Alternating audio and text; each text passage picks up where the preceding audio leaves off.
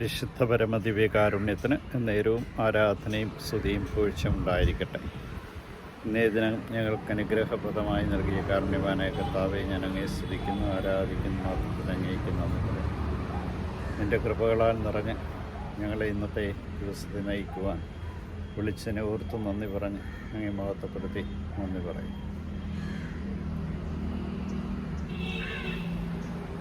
എൻ്റെ കൃപകളാണ് ഞങ്ങളെ ഓരോരുത്തരെയും നയിക്കുന്നതെന്നുള്ള ബോധ്യം ഞങ്ങൾക്ക് നൽകി അനുഗ്രഹിച്ചതിനെ ഓർത്ത് നന്ദി.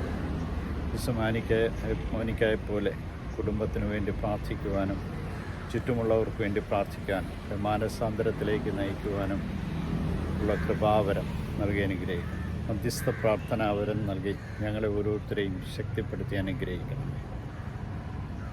മോനിക്ക തൻ്റെ ഭർത്താവിനെയും മകനെയും മാനസാന്തരപ്പെടുത്തുവാൻ വർഷങ്ങളോളം പ്രാർത്ഥിച്ച് നേടിയെടുത്തതുപോലെ അനുഗ്രഹം ഞങ്ങൾക്ക് നൽകണം.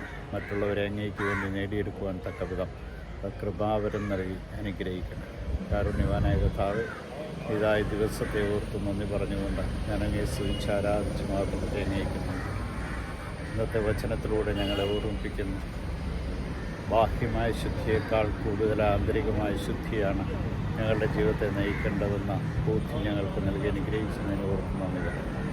മറ്റുള്ളവരെ സ്വർഗത്തോട് കൂടുതൽ അടുപ്പിക്കുവാൻ വിശ്വസ്തതയും കാരുണ്യവും ആവശ്യമാണെന്ന് ഈ വിശ്വസ്തയോടും കാരുണ്യത്തോടും കൂടി ഞങ്ങളുടെ ജീവിതത്തെ നയിക്കുവാൻ തക്കവിധം ഞങ്ങൾക്ക് ഓരോരുത്തർക്കും കൃപ നൽകി അനുഗ്രഹിക്കണം. ഇന്ന് ഞങ്ങൾ കടന്നുപോയ വഴികളിൽ ഞങ്ങളെ സംരക്ഷിച്ചതിനെ ഓർത്താം, ഞങ്ങളുടെ ശുശ്രൂഷകളെ ശക്തിപ്പെടുത്തിയതിനെ ഓർക്കണം. നിങ്ങളുടെ കൃപാവരത്തിൻ്റെ അഭിഷേകത്താൽ ഞങ്ങളെ നയിച്ചതിനെ ഓർത്ത് നന്ദി പറയാം.